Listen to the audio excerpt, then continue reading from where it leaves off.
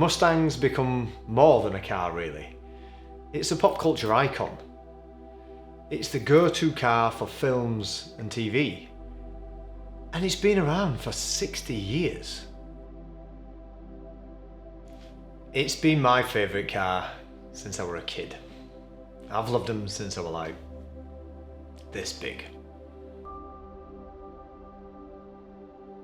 So when the opportunity came about to collaborate with Ford on the 60th anniversary Mustang, to say it's a dream, it's an understatement.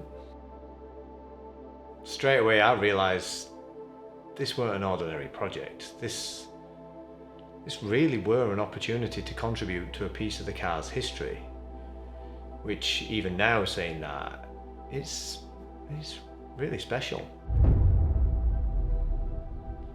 From the off, I knew we needed to do something unconventional.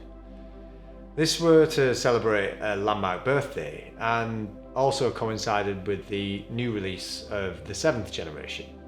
So the question was, how could we celebrate the previous 6 generations on this new 7th?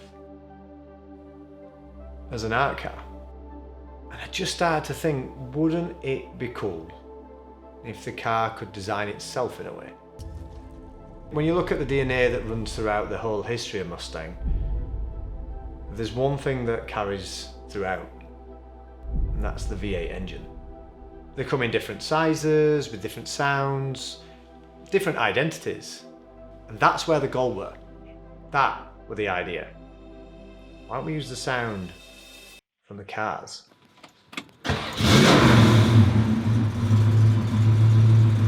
It meant we needed to take audio recordings from all the cars to create the art car. From the first generation in the 60s, into the 70s and 80s, right up to the modern generation from the 2000s.